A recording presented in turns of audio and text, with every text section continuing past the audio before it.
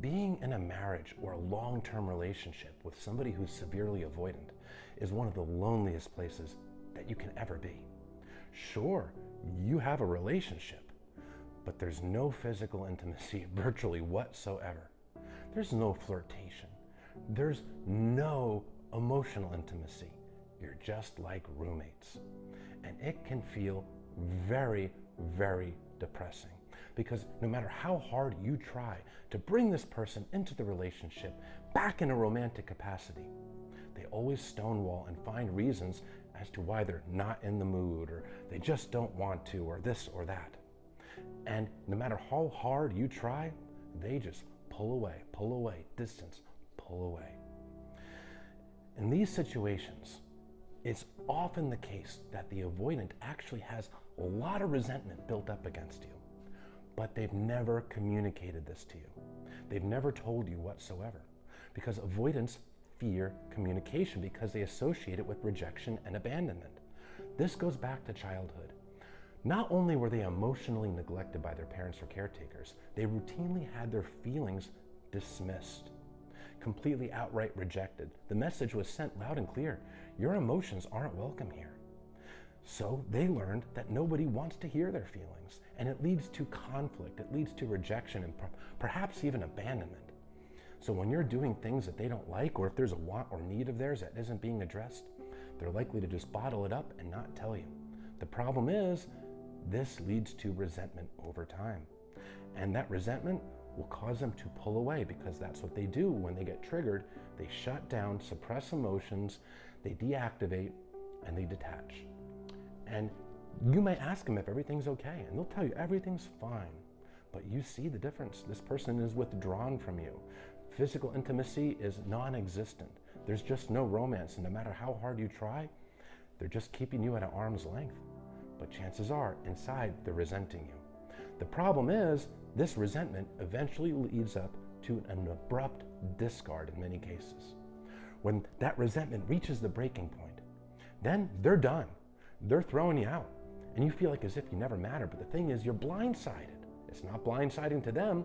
They've been building up resentment against you, but it's blindsiding to you. And this can be years into a relationship or marriage. And when you ask them why they're ending the relationship, they'll either give you very vague excuses, or they'll tell you the specific thing that they're resentful about, but they never gave you an opportunity to actually address it. If they ever communicated to you about it, it was indirect hints. They expected you to be the mind reader. Well, if this person if they love me, they'll just know what it is that I want and need. They should just know. They should just know is the mantra of an avoidant, because they don't like to communicate, they don't feel comfortable, they fear it. So they justify in their minds that if somebody truly loves them, this person will just know what they want. But nobody's a mind reader. And now there's resentment and even a discard and a heartbroken partner because of the lack of communication on the part of the avoidant. The physical intimacy stops too, because keep in mind, physical intimacy boosts emotional intimacy. It goes hand in hand. The more physical intimacy there is in a relationship, generally the more emotional intimacy.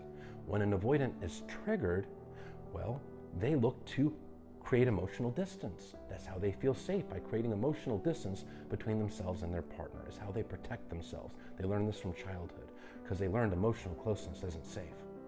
So they start to recoil at the thought of physical intimacy, because that means more emotional intimacy. No thanks in the mind of the avoidant. So they find a reason to not be in the mood, not be interested, always too tired, etc. And then when they do, it's almost robotic. But that's because this person is now trying to prevent that emotional intimacy from growing, and they're trying to create emotional distance. Without physical intimacy, without emotional intimacy, it's very hard to maintain a marriage. Sure, there are ups and downs. The problem is no communication, no intimacy. It leads to the demise of a marriage that could have otherwise succeeded had there been communication. Had both partners been equally concerned about each other's wants, needs, and feelings. When an avoidant is triggered and they're not communicating, they're only thinking of themselves. They're only thinking of their own perceived wants, needs, feels, feelings and fears in the moment. They're not considering the ramifications and the impact it'll have on their partner. Now, if they didn't communicate with you and you did everything in your power to show up as a loving partner or spouse, don't blame yourself.